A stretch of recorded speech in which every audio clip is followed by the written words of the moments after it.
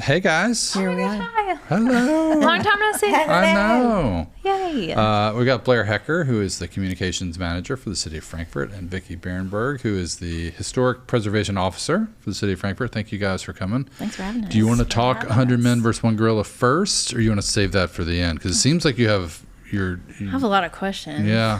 You're not The sure internet's how a that weird would- place. It is. It is. I just, So that's where our producers, they hang out. I would a lot. I would like to make a substitution. Okay. Oh, Seeing that it is Mother's Day week, I would Oh. put 100 moms there we go. Oh, over over 100 a gorilla. men. Okay, yeah. Literally any day. Okay. Okay. Awesome. That's fair. My money is on the moms, not on the men. Okay. Sorry. I like that. Happy Mother's Day. That's a great answer. Yeah. Okay, well let's check in. Tell us about things going on in the city. We talked about some of the flood stuff up front. Anything you want to tell people about how that's going? Yeah, so I will just say, obviously it's hard to believe, but we are now a month out since our second highest in history. Has it been a month? Yeah, month. I can't believe I that. felt like Isn't it was that like 2 weeks crazy? ago. I know. Wow. It has truly been a month. It's Yeah. been obviously a whirlwind of a month. Lots going on. And so, obviously flood recovery efforts, relief efforts are still very much underway. You guys mentioned the town hall. We're still working to make sure that, people who have been impacted have answers to questions and resources that they need. And, as we walk through this process, it's obviously not going to be a quick turnaround. It's not linear, right? Like everybody's kind of got a different path and different timeline. Different path, different timeline. And that's why, one of the things we're pushing right now is obviously our flood relief website does have all that relevant information. But one of the biggest things right now is every individual who has been affected is going to have unique needs. And so we are really pushing, if you have questions about permitting, about rebuilding, about reconnects, about whatever that is, please, please, please call city and county planning staff, because they are literally prioritizing these calls and issues right now. Just because there's not like a one fits all answer for a lot of these things.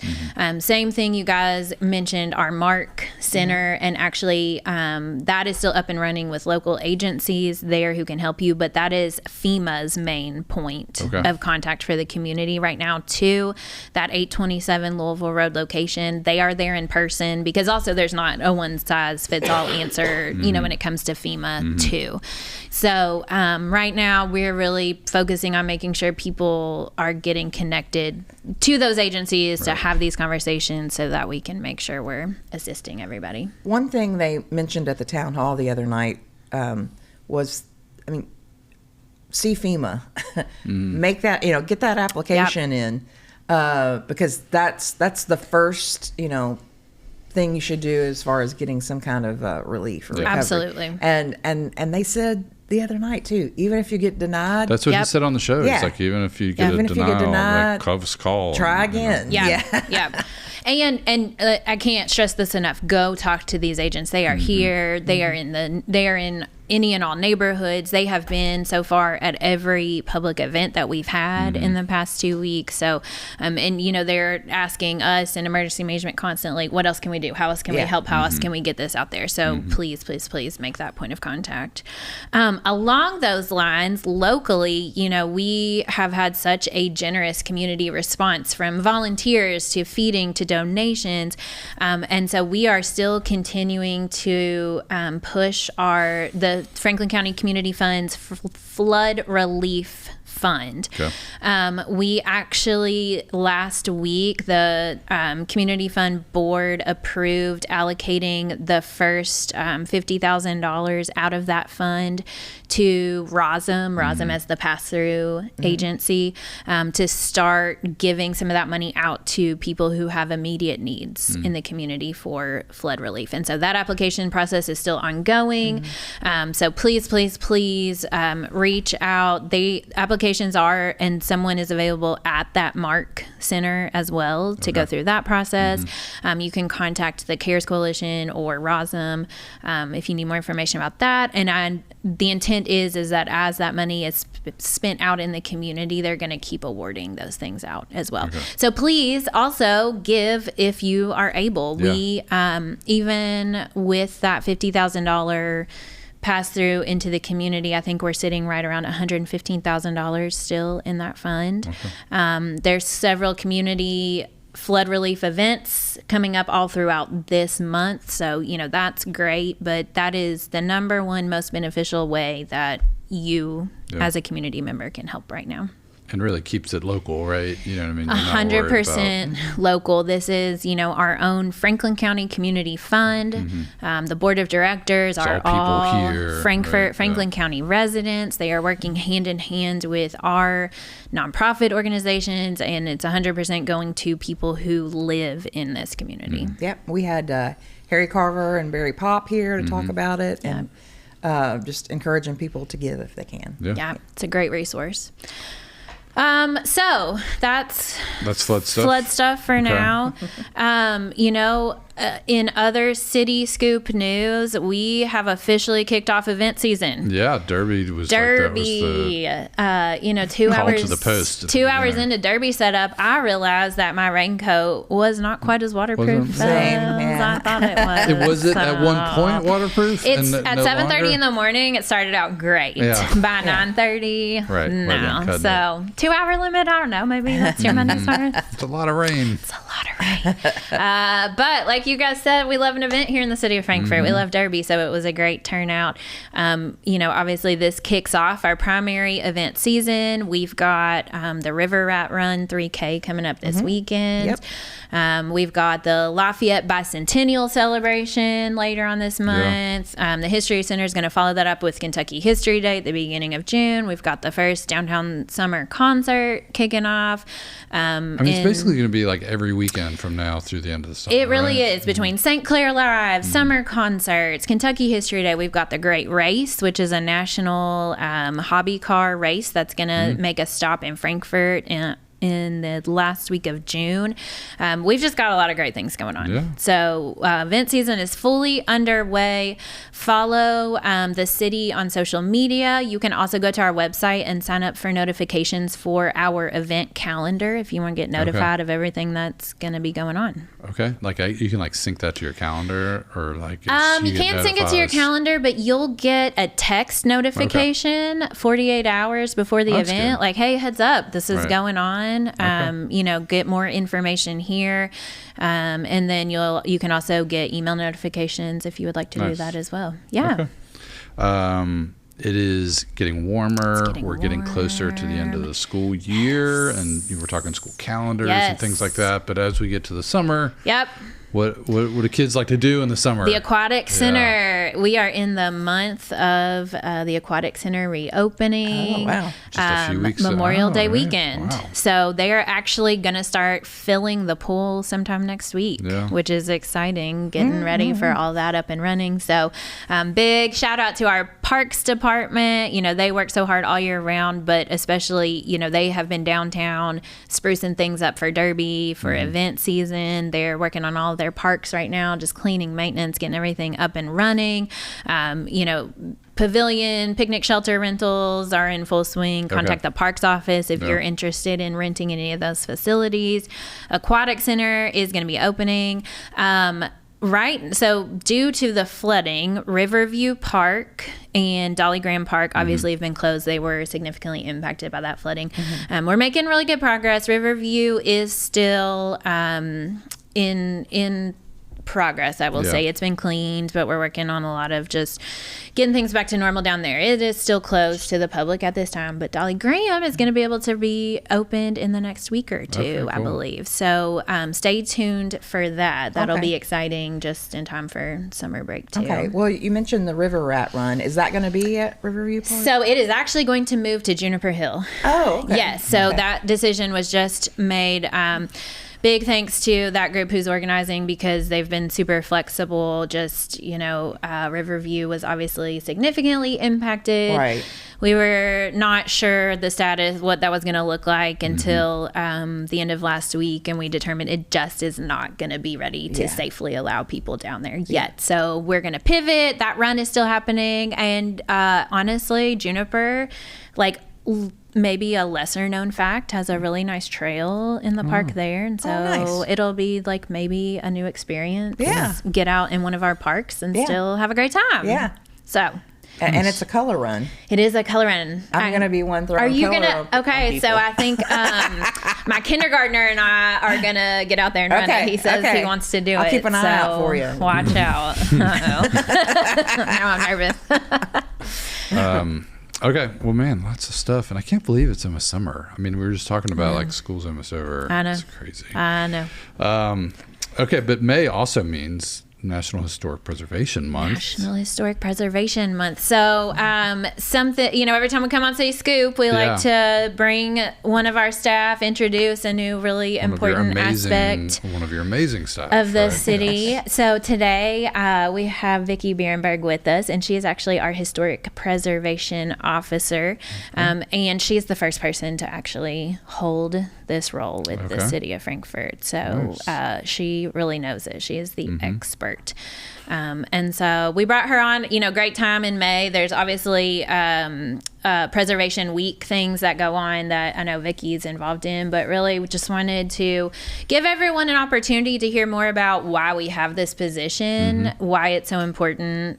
Historic preservation is a huge part of our community, and this is a really big asset. So, Well, thank you, Blair. Yeah. Well, thanks for coming on, Nice Vicki. to be Yeah. here. Thank Tell you us a both. little bit about your role and what you've been in, because we've not had one before until you started in, 2021? 2021. So this is my 5th year with the city, which is really hard to believe. It's gone by very fast. time does fly. Yeah. But yeah, Frankfort is a very old town. We have a lot of really old stuff, and it's really cool stuff. Right. Right? Yeah. So, But if people aren't around, like kind of looking out for it, it can very quickly disappear, over time, right? Or it can disappear slowly, and then it doesn't really get noticed. No, until yeah, exactly. 20 years go by, right? Yeah. So I kind of just help to manage change in our historic areas of downtown. And my office is actually located in the Planning and Community Development Department. So I would say day to day, most of what I do is assisting historic property owners kind of navigate our permitting and design review process in the historic districts. Okay.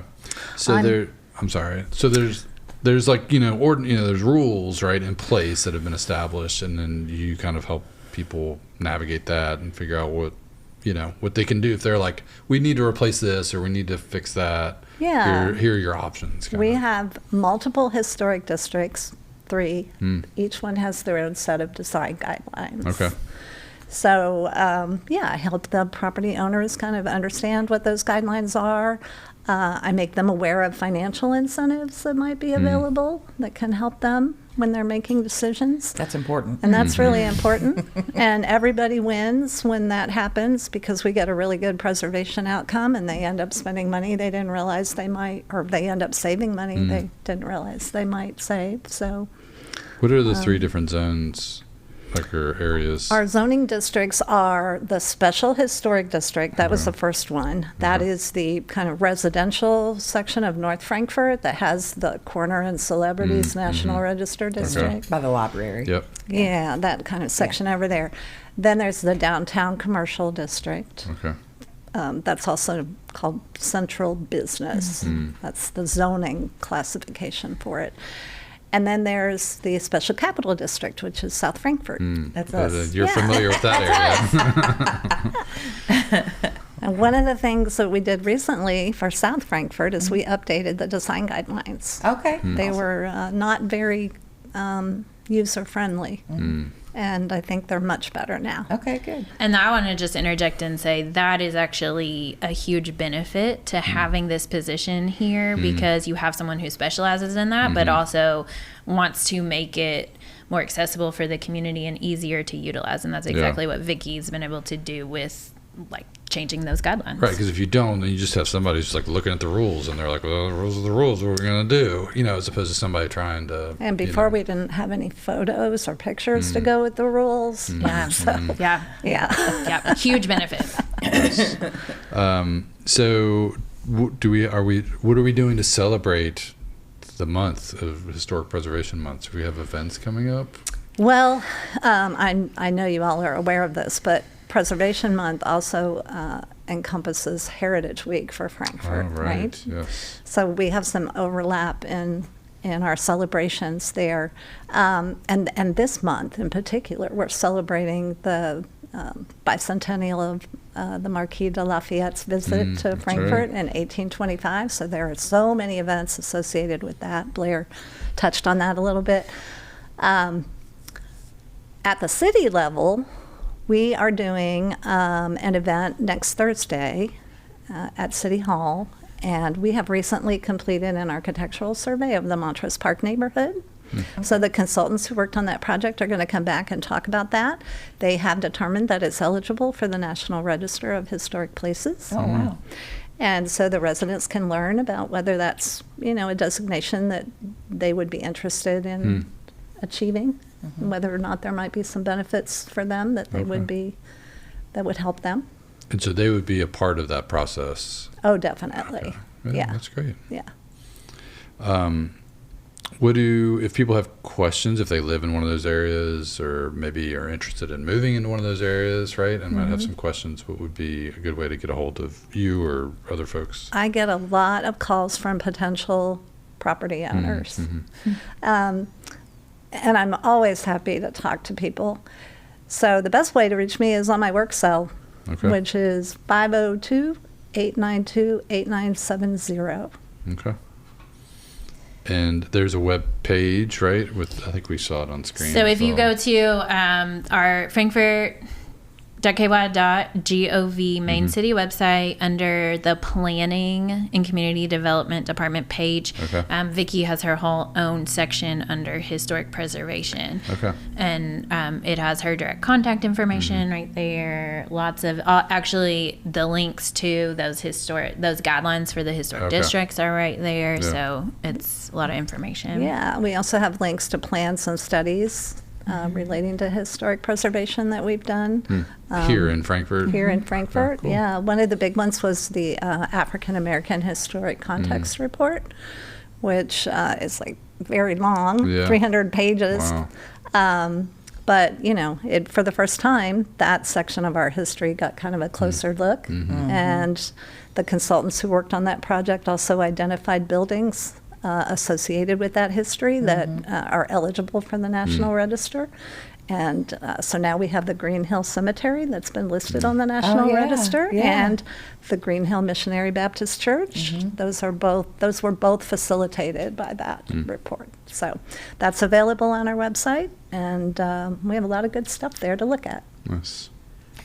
I want to just also say too, one of the benefits of adding this position, especially under our planning department, is some of the areas that were hit hardest by recent flooding are in some of these historic districts. And so when we say call and talk to us in our office, that's because if you're in that district, you're going to immediately get connected to Vicki too, because there's different guidelines there, different solutions for you if you're in those areas. And so it just truly does make us better able to serve, I think, everybody in our community. Because again, everybody has different needs. That's exactly right. Yep. Right.